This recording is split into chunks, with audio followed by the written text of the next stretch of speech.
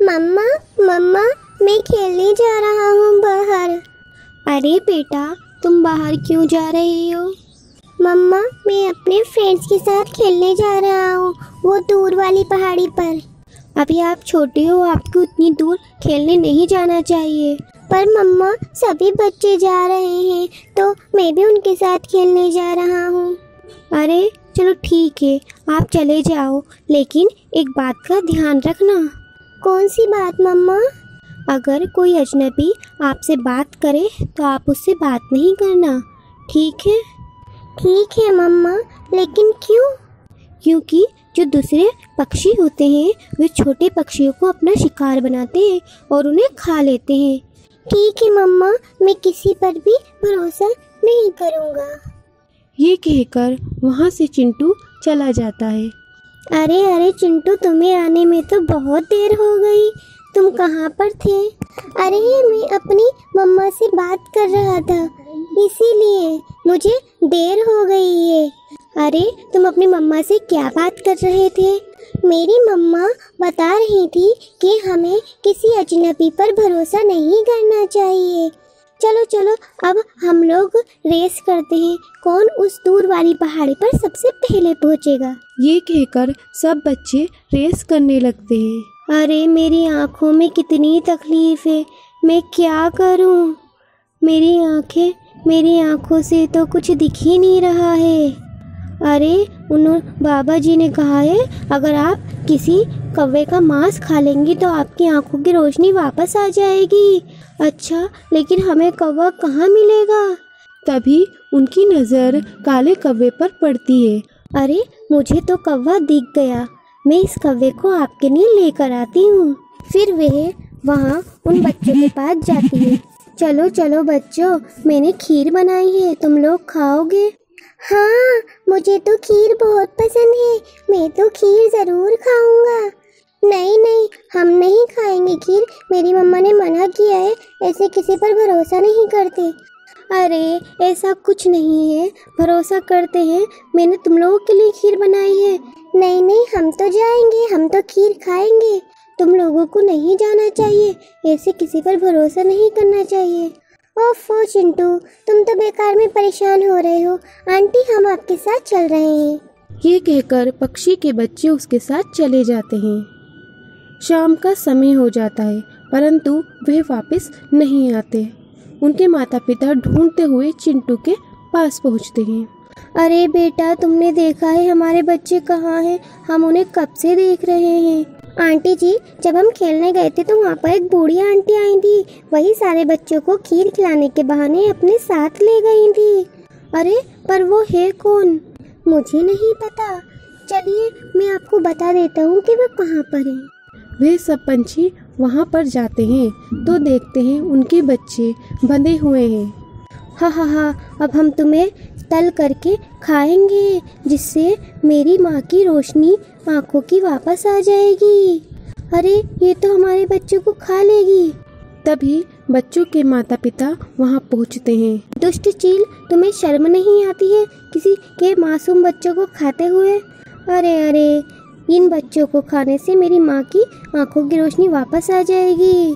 फिर एक चिड़िया उस चील को मारती है और अपनों बच्चों को वह लोग वहाँ से ले आते हैं। बच्चों, हमने तुम्हें समझाया था ना, ऐसे किसी पर भरोसा नहीं करते, अब आगे से किसी अजनबी पे भरोसा मत करना। हाँ मम्मी, सॉरी, अब हम किसी पर ऐसे भरोसा नहीं करेंगे। आ जाती है। माँ, बेटा खाना नहीं मिला, आज रात तुम भूखे ही सो जाओ, मैं कल खाना लेकर आ जाऊंगी, मुझे भूख लग रही है। कोई बात नहीं बेटा, आज की तो बात है, आज रात भूखे ही सो जाओ। ये कहकर मैनू चिड़िया अपने दोनों बच्चों को भूखा ही सुला देती है। अगली सुबह। मम्मी देखो, सुबह हो गई, अब हमें भूख लग रही है, हमें खाना दे दो। ठीक है मेरा बच्चा, मैं जाती हूँ, मैं कुछ करती हूँ। ये कहकर मीनू चिड़िया खाने की तलाश में निकल पड़ती है। हे भगवान, बर्फ़ तो अभी तक नहीं रुकी, मैं क्या करूँ, कहाँ से खाना लेकर आऊँ? ऐसा करती हूँ, काले कौवे भैया के पास चलती हूँ, शायद वो मुझे खाना दे दें। ये सोचकर मीनू चिड़िया काले कौवे के पास जाती है। कालू भैया, मेरे बच्चे भूखे हैं, मुझे थोड़ा दाना दे दीजिए। मैं उन्हें खिला दूंगी, नहीं तो वह भूख से मर जाएंगे। ओ मीनू चिड़िया, मैं तुझे खाना कैसे दूं? मेरे पास तो खुद ही खाना नहीं है। ऐसा मत कहिए भैया, मैं बड़ी उम्मीद से आपके पास आई हूँ। मेरे बच्चे भूखे हैं, वो कल रात भी भूखे ही सो गए थे। मैं आपके आगे हाथ, प्लीज़ मुझे खाना दे दीजिए। मीनू चिड़िया, मेरे पास खाना होता तो मैं तुझे अवश्य देता, परंतु मेरे पास खाना नहीं है। ये कहकर कालू कौवा मीनू चिड़िया को वहाँ से भेज देता है।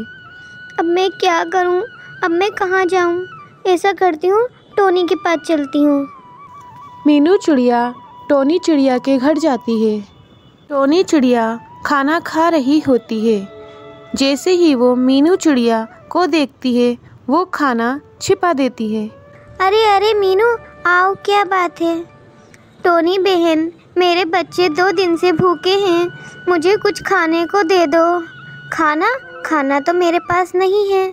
ऐसा मत बोलो टोनी बहन, मेरे बच्चों ने रात से कुछ भी नहीं खाया है, वो रात भी भूखे ही सो गए थे। मैं तुम्हारे आगे हाथ जोड़ती हूँ, मुझे कुछ खाने को दे दो।